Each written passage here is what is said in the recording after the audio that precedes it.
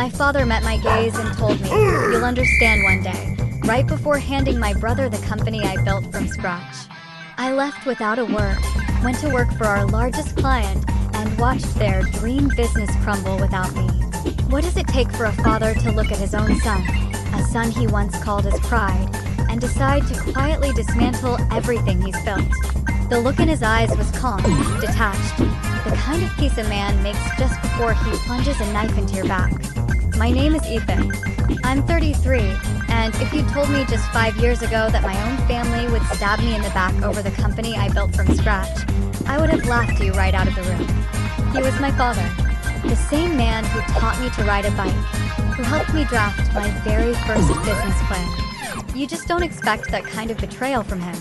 Growing up, we weren't poor, not exactly, but we definitely weren't comfortable.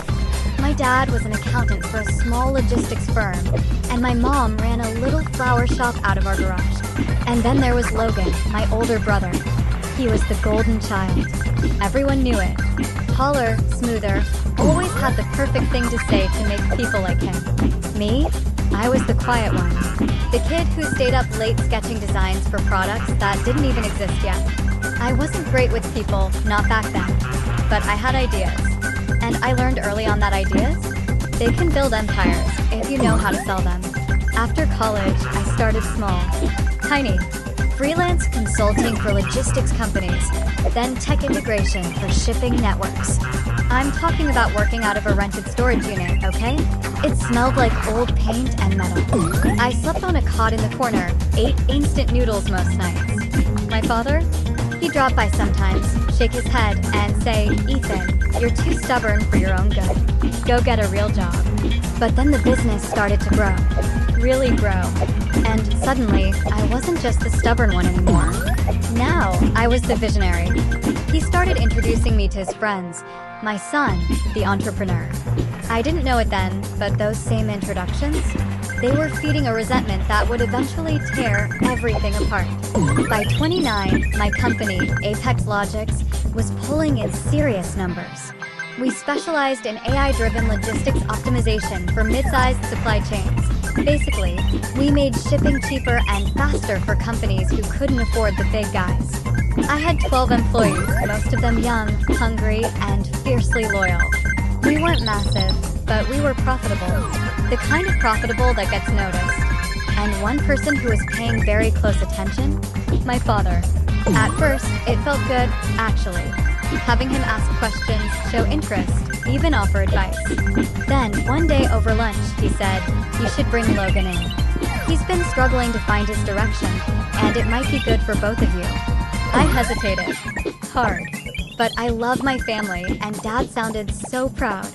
So, against every fiber of my gut, I brought Logan on as business development director. I even started him on a small salary, thinking it would motivate him. It didn't take long to realize I'd just invited a fox into the hen house. Logan was charming with clients, I'll give him that. He could walk into a room and make everyone feel like his best friend. But behind the scenes, he was a disaster. Careless. He'd make promises we couldn't keep, miss crucial meetings, forget vital details. Worse, he started taking credit for deals I closed, claiming he'd helped facilitate them. And Dad believed every single word. "See, Ethan," he'd say, "your brother's really turning things around. You two make a great team." I'd bite my tongue, nod, knowing Logan was draining more value than he ever added. But Dad didn't want to hear that. And then there was Mom. She loved us both, truly, but she had this unshakable belief that keeping the peace mattered more than keeping things fair. "Don't make it a competition," she'd plead. Whenever I'd try to bring up Logan's mistakes, you boys need each other. I used to wonder if she ever realized how much that line cut into me. Because to her, my frustration wasn't justified. It was jealousy. And to my father, it was blatant disrespect. The first real fracture came about a year later. I discovered Logan had been using company funds to lease a brand new Mercedes for client meetings. When I confronted him, he actually laughed. "It's a business expense," he sneered. "You think clients are impressed when their cutting-edge tech partner shows up in a 10-year-old Honda?" I told him he had 1 week to return the car or pay for it himself. His response? He called Dad. The very next day, my father was on the phone. "You're being too hard on your brother, Ethan. You need to learn to delegate." That word, delegate, it haunted me for months. I was working 16-hour days, negotiating with suppliers in Singapore, coding late into the night, handling payroll myself. Meanwhile, Logan was out playing golf with clients whose names he barely remembered. Yet somehow, in my father's eyes, I was the one who needed to lighten up. Still, I tried. I tried to keep it all together. I thought, if I just proved myself harder, if I grew the company big enough, successful enough, Dad would finally see that I wasn't just the other son. So, I doubled down. I landed our biggest client yet, a nationwide retail chain, worth millions in annual contracts. That partnership? That was the turning point. It made Apex Logics a real contender in the logistics space. Investors started calling. Newspapers wanted interviews. My name was finally out there. And that's when my father really started showing interest. He began dropping by the office more often, walking around like he owned the place, giving little speeches to employees, talking about our family vision and the legacy we're building. The first time he said "we," I let it slide. The fifth time, I started to realize what he was really doing. He wasn't just proud, he was planting a narrative. A story where the business was a family project, where Logan's role was just as important as mine. It got worse at family dinners. I'd mention closing a new deal, and Dad would immediately redirect the praise. "That's great, Ethan." And Logan, I heard you introduced him to that contact. See? Teamwork pays off. Logan would smirk, raise his glass, and say, "Anything for the family." I'd go home some nights, sit in my car outside the office, just staring at the building lights flickering through the windows. That was my life in there.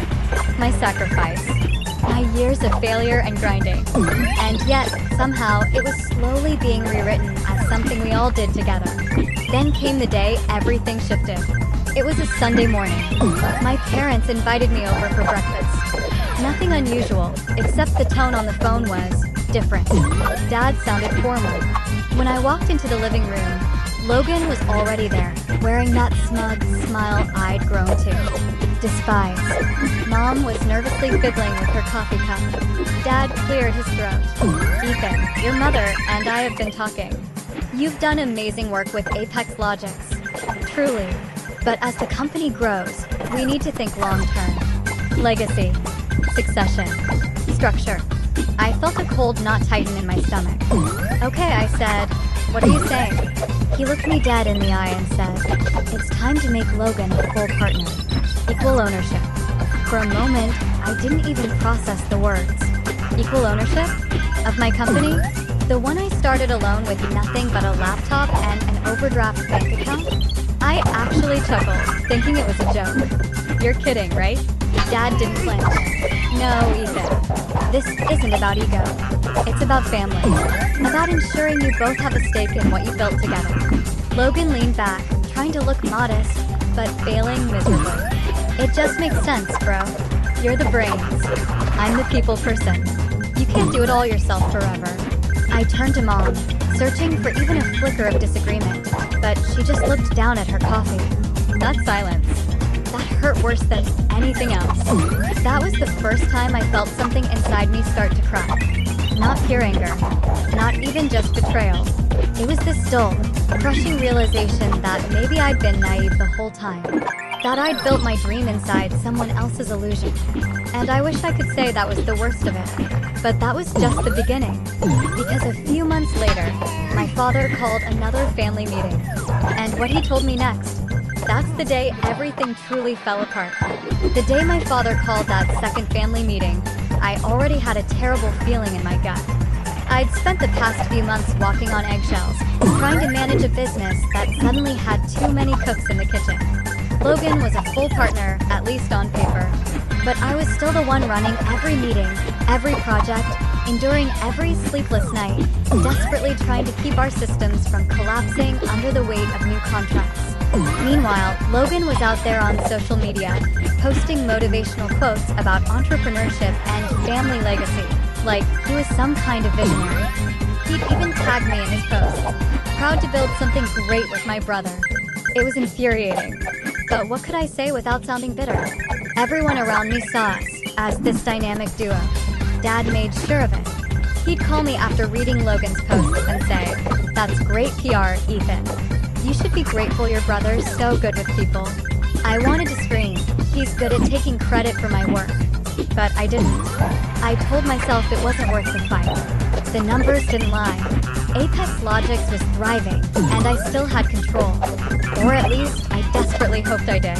That morning, as I pulled into my parents' driveway, Logan's shiny Mercedes was already parked next to Dad's SUV. I parked my old Civic behind it, the irony biting. Walking up the porch steps, I saw Logan through the window, laughing with Dad, leaning back like he owned the place. Mom was setting plates, glancing nervously between them. That same old unease washed over me. The kind you get when you know everyone else in the room has already read the script, and you're walking in blind. "Morning, Ethan," Dad said when I came in, his voice too bright, too upbeat. "Sit down. We've got a lot to talk about." I sat, trying to ignore Logan's smirk. "What's going on?" Dad folded his hands. "We've been reviewing the company's structure. I've spoken to some advisors, family business consultants, actually. They believe Apex Logix has grown beyond a startup. It's time to formalize leadership." I frowned. "Formalize? We already have contracts, equity splits, governance documents." He cut me off with a dismissive wave. "That's not what I mean. You can't be the only one making big decisions anymore. Logan's your equal now, and that needs to be reflected." Logan leaned forward, clasping his hands like a smug TV lawyer. "Basically, we both have signing authority. Any major deal, any new client, either of us can approve or reject. Keeps things balanced." Balanced. The word made my jaw clench. "So, you want to give someone who doesn't even understand half our software final say on business decisions?" Dad sighed, as if he were the one being patient. "Ethan, this isn't about competence. It's about fairness. You've got to stop treating your brother like a liability." "I'm not treating him like a liability." I snapped, my voice rising. "I'm treating him like someone who hasn't earned it." Mom flinched. "Ethan, please." But Dad's tone hardened. "Watch your attitude. You're not a child anymore. This isn't just your playground." That word, playground, it hit me like a physical slap. It took every ounce of strength not to storm out right then and there. I forced a breath and said quietly, "So, what exactly do you want me to do?" Dad exchanged a glance with Logan before saying, "We're making Logan co-CEO." For a second, the room went completely silent. Even the ticking clock on the wall seemed to hesitate. I stared at my father, searching his face for a hint that this was some cruel test, some ridiculous hypothetical. But he just looked calm, utterly resolute, like he'd rehearsed this 100 times. Logan broke the silence with that infuriating grin. "It's a formality, man. We're equals anyway. Titles just make it official." I stood up, my chair scraping loudly across the floor. "You're out of your mind," I said, my voice trembling. "Dad, you can't just, I can and I did," he interrupted, his voice raising for the first time. "This company wouldn't even exist without the foundation I gave you. The advice, the contacts, the seed money. Don't pretend you did it alone." Seed money. He was talking about the $5,000 he'd lent me 6 years ago, a loan I'd repaid with interest. That one phrase told me everything I needed to know. He'd rewritten history in his head. Now, Apex Logix wasn't my creation anymore. It was his legacy. And Logan was the heir apparent. I left without another word. That night, I didn't sleep. I sat in my office long after everyone else had gone home, staring at the company's financial dashboard on my monitor. My company, my team, my dream. And now it was being split in half because my father couldn't admit that his favorite son wasn't the one who had actually made it happen. Over the next few weeks, things went from bad to worse. Logan started asserting his authority in meetings, actively overruling my decisions, making promises I couldn't possibly keep. He'd stroll into client calls late, crack a few jokes, and then leave me to clean up the inevitable mess. I confronted him once, told him he was going to drive us into the ground. He just shrugged. "You're too serious, Ethan. People like me more when I'm relaxed." You should try it. Meanwhile, Dad kept backing him up. Every single time I complained, I was overreacting or being territorial.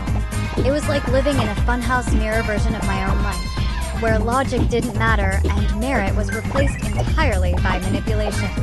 Then one day, a client emailed me. Directly. A big one. One of our earliest supporters. Their message was polite, but chillingly firm. We'll be working with Logan from now on. Please direct future correspondence to him. My stomach dropped out. I called them immediately. The client, a middle-aged CEO named Martin, sounded deeply uncomfortable. Look, Ethan, we like you. You've always been great. But your brother said you were taking a step back from operations. He said you'd approved it. I didn't even respond. I just sat there in stunned silence, gripping the phone so tightly my knuckles turned white. When I confronted Logan, he acted completely innocent. Relax, man. I was just restructuring communication. You're busy. I'm just trying to help. I nearly lost it. You lied to a client. He just smirked. I delegated. Remember? Isn't that what Dad said you should do? That was the first time I slammed my office door so hard the glass rattled. A few nights later, I went in my parents' place to talk. To really talk. I thought maybe I could reason with Dad if I caught him alone. But when I arrived, Logan was already there. Of course he was. Dad was in his study, going over spreadsheets. I don't want to talk about this again, he said before I could even start. You don't even know what happened. I protested. I know enough, he said coldly. Your brother's been doing good work, and you can't handle it. You've always struggled to share credit. I just stared at him, stunned. You think this is about credit? He's sabotaging our clients. Stop exaggerating, he said, waving me off. You're emotional. Take some time off. Let Logan run things for a bit. It was like he'd flipped a switch and turned me invisible. Right there, in my own home. After that conversation, I just stopped going to family dinners. Mom called every week, begging me to visit, saying, your father doesn't mean it like that. But I couldn't bring myself to face them. I buried myself in work, trying desperately to keep what little control I had left. Then came the email that changed everything. It was from our largest client, the one that accounted for nearly 40% of our entire revenue. They were terminating the contract, effective immediately. The reason? Leadership instability. I sat at my desk for a full hour, just staring at the screen. When I finally checked the attachments, my blood ran cold. It was a thread of emails between Logan and their operations manager. Logan had been negotiating new terms behind my back, offering them services at unsustainable rates just to make himself look like a hero. When I tried to reach out to fix it, they'd lost all trust. Irrevocably. That night, I went home, poured a glass of whiskey I didn't even want, and stared at my reflection in the window. I looked like a ghost of myself. Eyes sunken, hair messy, shirt half untucked. And for the first time, I thought seriously about walking away, just leaving it all behind. But I didn't. Not yet. Because a part of me still wanted to believe there was a line my father wouldn't cross. That maybe, just maybe, if he saw the damage Logan was causing, he'd finally wake up. That illusion lasted exactly 1 week. The next family meeting wasn't at their house. It was at the office. Dad called it a strategic announcement. Everyone was there, employees, investors, even the local business journal. I stood in the back, confused, until I heard my father's voice over the microphone.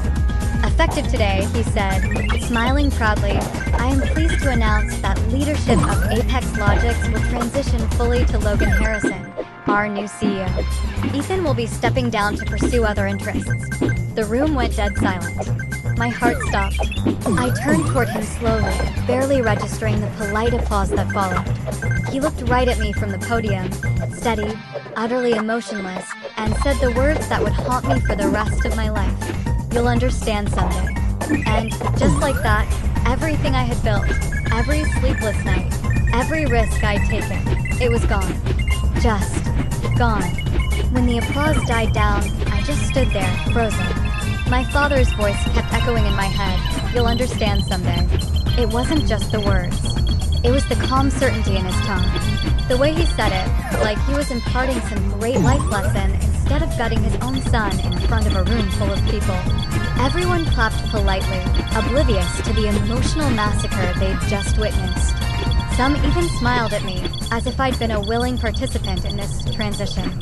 I remember one of my employees, Clara, looking at me with wide eyes, silently mouthing, "What's going on?" I couldn't even answer. When it was over, I walked out without saying a single word. Past the cameras, past the fake handshakes, past my brother's smug, triumphant grin as he basked in his new title. The building I'd built, the brand I'd created, the people I'd hired, all of it now belonged to someone else. I got in my car, started the engine, and just drove. No destination, just away. I don't know how long I was on the road, but by the time I pulled over, I was somewhere outside the city, parked at a desolate rest stop overlooking a stretch of highway. I sat there in silence, hands gripping the steering wheel so hard my knuckles ached, watching the sun sink below the horizon. My phone buzzed, over and over. Texts, calls, emails. But I couldn't bring myself to look.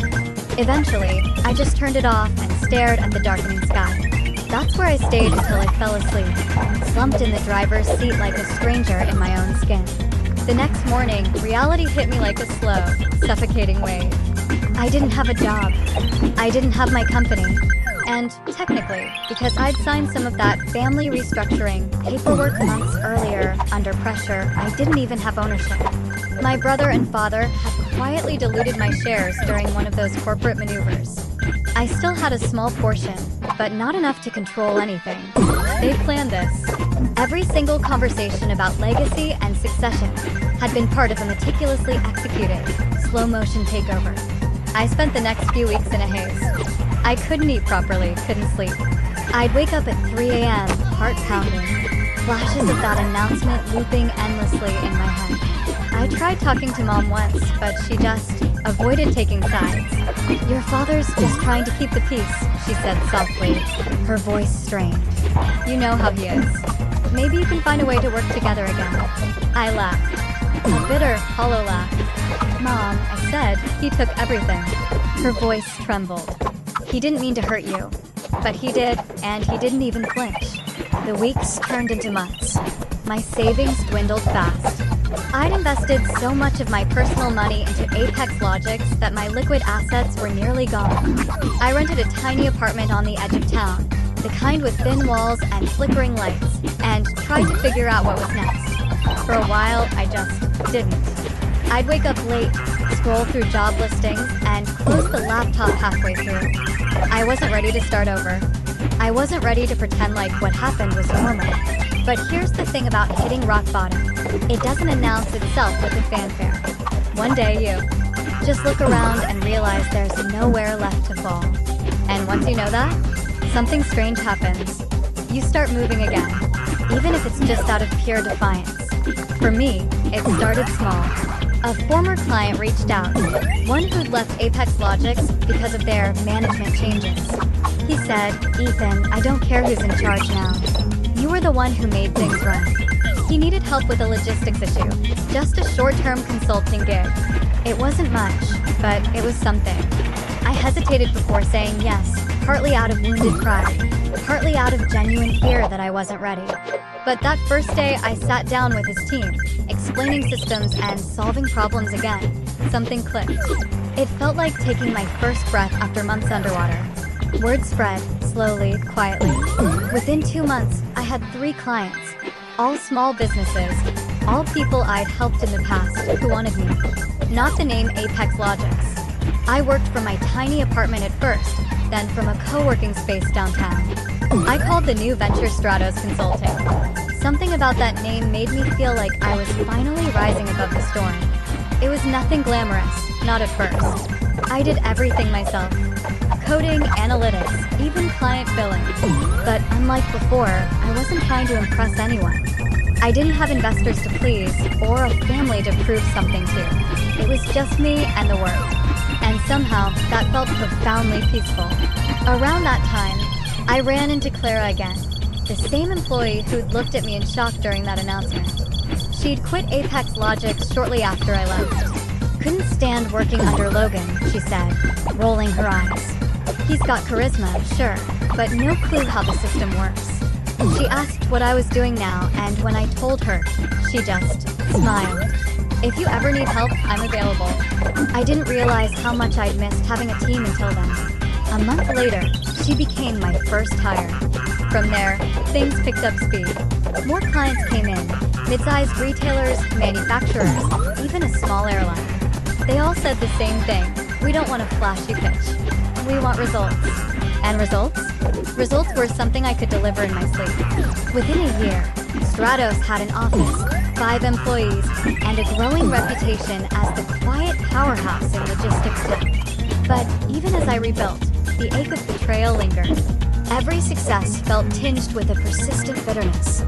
I couldn't stop wondering what Apex Logics was doing, how it was faring under my brother's leadership. I tried not to check, but occasionally, curiosity just got the better of me. At first, they seemed fine. Their social media was full of buzzwords and slick press photos. Logan shaking hands with clients, Dad smiling proudly beside him. But I could tell from the phrasing of their posts that they didn't actually understand what they were doing. They'd talk about revolutionary new systems that sounded suspiciously like my old designs, only watered down and badly executed. Then one day, I got a call from an old contact, the operations head of a company that used to be Apex Logics' biggest client. Ethan, are you available for a meeting? He asked. Sure, I said cautiously. What's this about? He hesitated. Off the record, things aren't going well with your old company. When I met with him, he didn't hold back. Apparently, after I left, Apex Logics' systems started collapsing under gross mismanagement. Projects were chronically late, data was wildly inconsistent, and communication was pure chaos. Your brother means well, he said diplomatically, but he doesn't listen to anyone. It's all ego. I listened quietly, trying desperately not to smile. I should have felt completely vindicated, but instead, I felt this strange, unsettling mix of anger and pity. They'd taken everything from me, and now they were drowning in the very thing they stole. That night, I sat on my apartment balcony, watching the city lights flicker in the distance. For the first time in a long while, I didn't feel small. I didn't feel like the forgotten son or the scapegoat. I just felt free. Still, I wasn't ready to move on completely. A part of me wanted to just let them fail quietly, to watch from a distance while karma did its work. But another part, a darker, colder part, wanted them to know exactly what they'd lost. That part of me started whispering ideas. Not out of hatred, not entirely, but out of a stark, chilling clarity. If they'd built their empire on my foundation, maybe it was time to remind them who'd poured the concrete. Around that same time, fate, with a capital F, decided to intervene. The biggest surprise came in the form of an email from an address I hadn't seen in years. Apex Logics' old client, the national retail chain that once made us famous. The subject line read, "Need your expertise. Urgent." I clicked it open. Their message was simple, but brutally direct. Ethan, we're restructuring our logistics division after several issues with Apex Logics. We'd like to discuss partnering with you directly. I stared at the screen, my heart absolutely pounding. The company that put Apex Logics on the map now wanted me. The irony was almost poetic. The next day, I met with their director at a coffee shop downtown. He was an older man, sharp and straightforward. "You built the system that made us efficient," he said bluntly. "Since you left, everything's gone downhill. We're bleeding money. I don't care about family drama. I care about results. Can you fix this?" I didn't hesitate. Yes, that contract changed everything. It doubled my company's size overnight and gave me the critical resources to expand. Within months, Stratos was competing directly with Apex Logics. Not intentionally, not out of malice, but naturally. Clients wanted reliability, and that's exactly what we offered. But the real twist came when word got around that I'd partnered with Apex Logics' biggest client. Suddenly, people started talking. Investors called me instead of them. Talented job applicants started leaving Apex Logics to join Stratos. It was slow at first, quiet, almost invisible. But I could feel the tectonic shift. And somewhere deep down, I knew this was just the beginning. because I wasn't just rebuilding anymore. I was reclaiming. And sooner or later, my father and brother were going to see exactly what happens when you take everything from the one person who knows how to build it all back. Stronger, smarter, and utterly unstoppable. I never set out to destroy them. At least, that's what I told myself at first. Revenge wasn't the plan. Rebuilding was. But rebuilding has a strange way of revealing what people are truly made of. And when you've been betrayed by your own blood, every single step forward starts to feel like a quiet, resolute act of justice. By the time Stratos Consulting hit its second year, I wasn't the broken man sitting in his car on a highway anymore. I was calm, strategic, calculated. What I had now wasn't just a company. It was leverage. I'd spent my whole career learning how to make systems work efficiently, but now I understood how to make people and timing work, too. The logistics world is smaller than most people think. Word travels fast. A careless decision at one firm becomes a golden opportunity for another. And Apex Logics, well, they were making a lot of careless decisions. It started with the little whispers. An investor pulling out here. A client complaining there. I didn't start the rumors, but I certainly didn't stop them either. Whenever someone called to ask, "Hey, Ethan, do you know what's going on over at Apex Logics?" I'd just sigh lightly and say, I wouldn't know. I haven't been part of that team for a long time. That line carried immense weight. It left people wondering why I left. And when people start wondering, they start digging. Meanwhile, I was patient. Relentlessly patient. I focused on growth. I built a core team I could implicitly trust. Clara, who managed operations better than anyone I'd ever met. Noah, a quiet programmer with an almost supernatural gift for automation. And May, our project manager, who could juggle 6 clients at once and still remember everyone's exact coffee order. They weren't just employees. They were the kind of people I wished I'd had around when Apex Logics first began.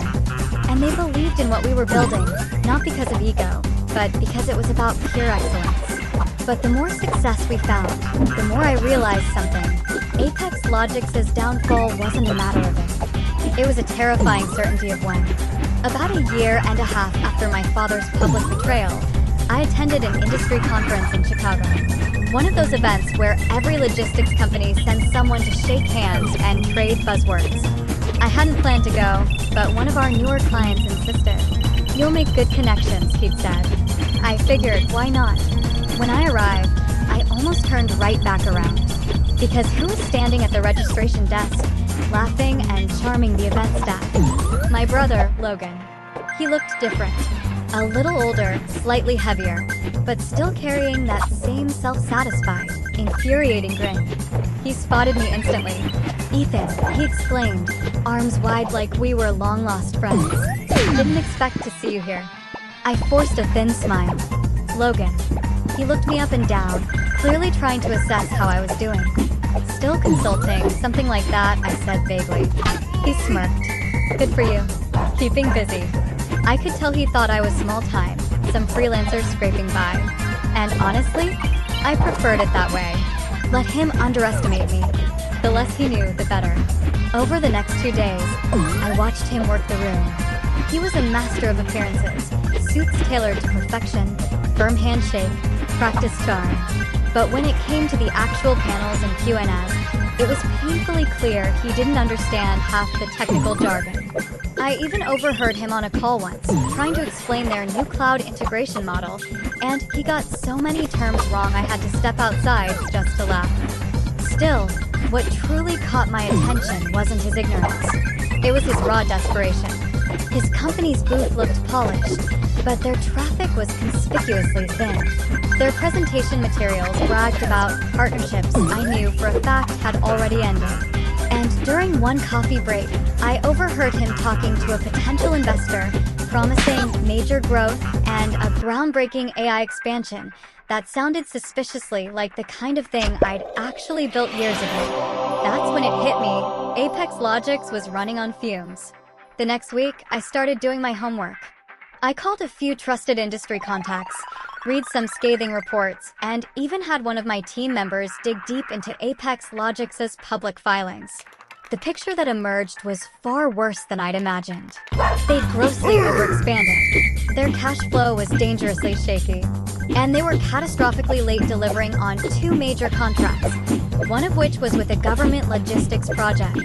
That kind of failure doesn't just hurt your reputation, it absolutely kills it. And yet, my father was still on their board, still blindly backing Logan's disastrous decisions. It made me wonder, was he truly blind, or was he just too proud to admit he'd chosen the wrong son? His golden child? Clara was the first to notice my shift. One evening, as we were closing up the office, she looked at me, a flicker of concern in her eyes. "You've been quiet lately. Are you thinking about them again?" I leaned back in my chair, staring at the city lights outside. "Not thinking," I said, "planning." She frowned. "Planning what?" I hesitated for a moment, then said softly, with a quiet intensity, a correction. She didn't press me for details, but I think she understood. From that moment on, I started laying the groundwork. I wasn't going to attack them directly. That would have been too obvious, too crude. No, I wanted this to unfold naturally, like gravity doing its inevitable work. I wanted the collapse to look like it was of their own making, which, in truth, it already was. I just needed to help it along. The first step was reclaiming what was rightfully mine. Not just the company name, but the people, the clients, the systems that had always been my creation. I knew their tech inside and out because I'd built the foundation myself. I knew their weak spots, the critical inefficiencies they never truly understood.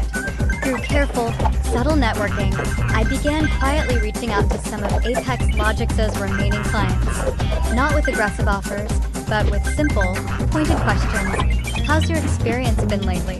Have they been consistently meeting timelines? I wasn't selling anything. I was just listening. And the stories that came back were damning. Missed deadlines, abysmal communication, hidden fees. One client in particular, a high-profile European distributor, told me they were on the verge of terminating their contract. They don't even answer emails anymore, the representative said, a deep frustration in his voice. "We used to work with you back then. You always delivered." That was all I needed to hear. I didn't pitch. I just said, "If you ever need an alternative, my door's open." 3 weeks later, they called. And that single deal alone doubled our quarterly revenue. But it wasn't just about stealing business. I wanted to understand what my father and brother were really doing and why. I needed eyes inside. So, when an old Apex Logix employee, a guy named Liam, coincidentally, reached out saying he'd had enough, I offered him a job immediately. He'd been with them for 5 years, long enough to see everything. Over coffee one morning, he confirmed what I suspected. Pure, unadulterated chaos. Logan spends more time on PR than actual management, he told me. Your dad still tries to pull strings behind the scenes, but no one listens to him anymore. They've lost 3 senior engineers this quarter. People are quitting every week. He hesitated before adding, they're trying to land a new deal to save themselves. Something big. A government contract in South America. If it fails, they're done. I didn't respond right away. I just stirred my coffee, my mind racing. A government contract meant intense oversight, rigorous audits, and undeniable public accountability. The kind of pressure Apex Logix, under Logan's command, couldn't possibly handle. And if they failed spectacularly enough, it wouldn't just ruin their finances. It would utterly ruin their credibility. Permanently. I didn't need to sabotage them. They were already standing on a trapdoor. I just had to wait for them to pull the lever themselves. In the meantime, I kept strengthening Stratos. We expanded into 3 new markets, opened a satellite office overseas, and introduced a proprietary logistics platform, one I'd been designing quietly for over a year. It was faster, smarter, and more adaptive than anything Apex Logix had ever dreamed of. And when we launched it publicly, the timing couldn't have been more perfect. Because, as fate would have it, Apex Logix's big government project had just hit the news for all the wrong reasons. A leaked report revealed catastrophic delays, massive budget overruns, and profoundly inadequate system performance. The article didn't mention names, but every industry insider knew exactly which company it was.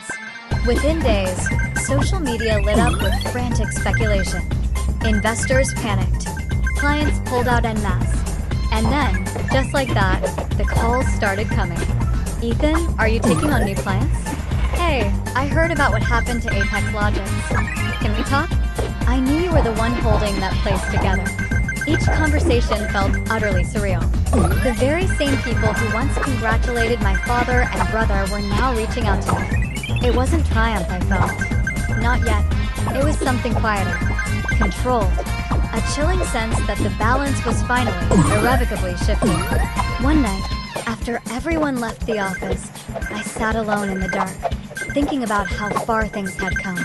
The man who'd once looked me in the eye and said, "You'll understand someday," had built his empire on my back. And now that empire was cracking from the inside out. But I wasn't done. Not yet. Because understanding wasn't enough. Now it was time for him, for both of them, to truly feel it. And I had the perfect way to make that happen. It's strange how revenge doesn't feel the way you imagine it will. You think it's going to be this explosive, fiery moment, the kind that fills you with adrenaline and righteous satisfaction. But when it finally happens, when everything falls into place exactly how you planned, it's quiet, controlled, almost elegantly precise. By the time I made my move, Apex Logics was already hanging by the thinnest of threads. Their government project had gone public for all the worst reasons. Catastrophic delays, wildly malfunctioning systems, massive missing data. Every major industry outlet had picked up the story. Investors were desperate to get out. Clients were abandoning them one after another. And in the middle of it all, Logan was still smiling for the cameras, insisting everything was under control. That's the thing about people like him. They truly believe that charisma can fix anything. That if they talk fast enough, smile wide enough, they can convince the world the fire behind them is just a beautiful sunset. But you can't charm numbers. You can't bluff a system that simply doesn't work. I didn't have to do much. Just one perfectly well-placed conversation. The government agency managing their contract was teetering, considering whether to give Apex Logics one last extension. They were hesitant, but still debating. That's when one of my old contacts, someone who used to work with me during the early Apex days, reached out to ask if I'd heard about their situation. I have, I said carefully. They're in over their heads. He sighed. We're thinking of bringing in an external consultant to assess their systems. Objectively, of course. It took every fiber of my being not to smile.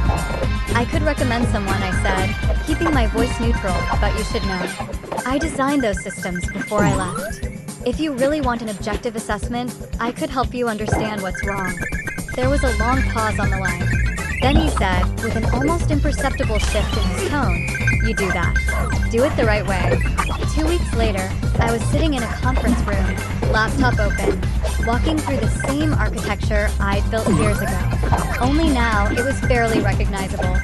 They'd changed so many core functions, ignored critical updates, bypassed crucial safety checks. It was like watching someone repaint a bridge until it ultimately collapsed. When I presented my findings to the oversight board, I kept my tone absolutely professional. No emotion, no gloating, just cold, hard facts. These failures weren't caused by the original design, I explained. They stem from unauthorized modifications and fundamentally poor version management. Whoever approved these changes didn't understand the system's critical dependencies. One of the board members leaned forward, his face etched with concern. Can the system be salvaged? I looked him straight in the eye. Not under the current leadership. The report became public record. Within days, it spread through the industry like wildfire. Investors saw it. Clients saw it. And most importantly, my father saw it. Apex Logics' stock, what little value it had left, plummeted. 2 of their biggest contracts were immediately canceled. Their headquarters downsized within the month. People started leaving in droves. I didn't celebrate. I didn't post about it. I didn't even tell my team what I'd done. I just watched. One evening, as I was finishing up at the office, Clara knocked on my door. "You've seen the news?" she asked, her voice hushed. I nodded slowly. She hesitated. "They're saying Apex Logics might declare bankruptcy." I stared out the window, a small, knowing smile playing on my lips. They'll survive a little longer, I murmured. People like my father don't admit defeat easily. And I was right, because 2 weeks later, I got the call. It was from my father himself. His voice sounded older, thinner, like someone who'd been fighting a war he couldn't possibly win. "Ethan," he said, clearing his throat, the sound raspy. "We need to talk." For a moment, I considered hanging up, just ending it. But curiosity, that powerful, dangerous thing, got the better of me. "About what?" I asked, my tone flat. He sighed, a heavy, world-weary sound. "Things have gotten complicated. We're restructuring. Logan's struggling to manage the fallout. We could really use your help." There it was. The same tone he used when I was a teenager, fixing the family computer. Only this time, it wasn't about a screen freezing. It was about an empire collapsing. I let the silence hang, heavy and deliberate, just long enough for him to feel it. Then I said, "I don't work for Apex Logics anymore." "You don't have to," he said quickly, almost desperately. "We could merge. Combine resources. Stratos and Apex, together again. For the family." That word, family, it hit differently now. Once, it meant loyalty, unwavering support. Now, it just sounded like manipulation dressed in cheap nostalgia. I kept my voice calm, almost unnervingly so. "You didn't want family when you gave my company away." He exhaled sharply. "You'll understand someday." He started to say that same old line, the one that had haunted me for years. I cut him off. "No, Dad, I understand now." He went quiet, completely quiet. I could hear the faint, hollow hum of an office in the background. Maybe his desk phone. Maybe Logan pacing frantically somewhere near him. Then he said quietly, his voice laced with a cold anger I hadn't heard before, "You'll regret this." But I didn't. A few weeks later, Apex Logics' bankruptcy became official. The company was bought out by a larger logistics firm at a mere fraction of its former valuation.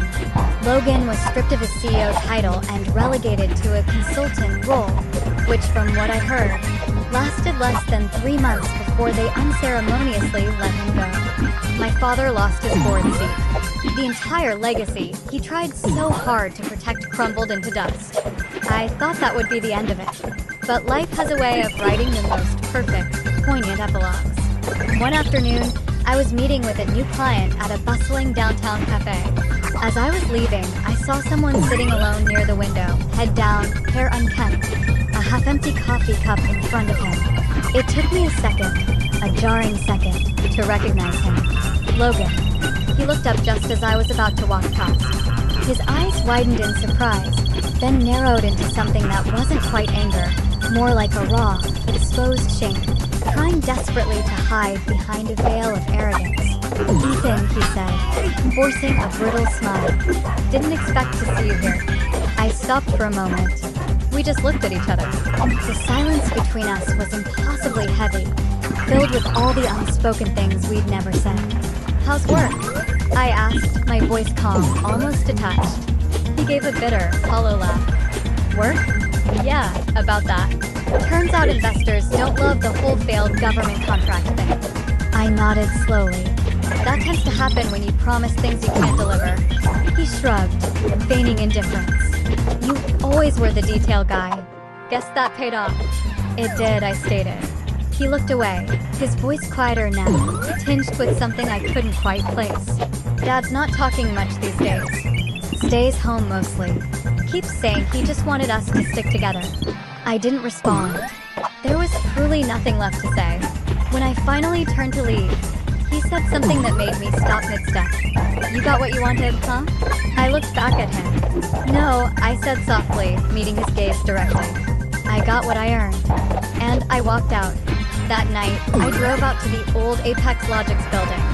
It was empty now, its windows dark, for lease signs taped haphazardly to the glass.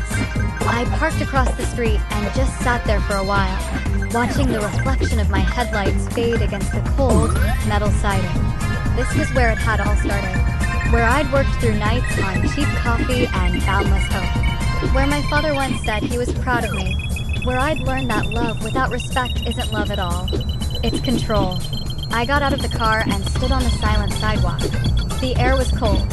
quiet. I could almost hear the ghosts of those early days. The clatter of keyboards, the hum of servers, my younger self dreaming impossibly big inside those very walls. For a moment, I thought about going inside, just to see it one last time. But then I realized I didn't need to. The building wasn't my legacy anymore. I was. As I turned to leave, my phone buzzed. A message from Clara. Contract confirmed. The client signed the 5-year deal. Congratulations, boss. I smiled. Not because of the money, or the win, or even the symbolism, but because it finally felt like closure. I'd spent years chasing my father's elusive approval, thinking that success meant being seen, being recognized. But now I understood something far simpler, far more profound. That peace doesn't come from proving others wrong. It comes from knowing who you are, even when no one else does. I looked back one last time at the building across the street. Hollow, lifeless, utterly irrelevant. And then I whispered to the empty air, more for myself than anyone else. You were right, Dad. I paused, letting the words settle, the weight of them finally lifted. I do understand now. Then I got in my car, started the engine, and drove away. Not from my past, but decisively toward everything I'd built on my own terms. And this time, I didn't look back. This whole journey taught me so much about family, about business, and about finding your own path after everything gets ripped away. If you've ever faced a betrayal that reshaped your entire life, I want to hear about it. Or tell me, what would your ultimate act of correction be in a situation like this? Let me know in the comments below.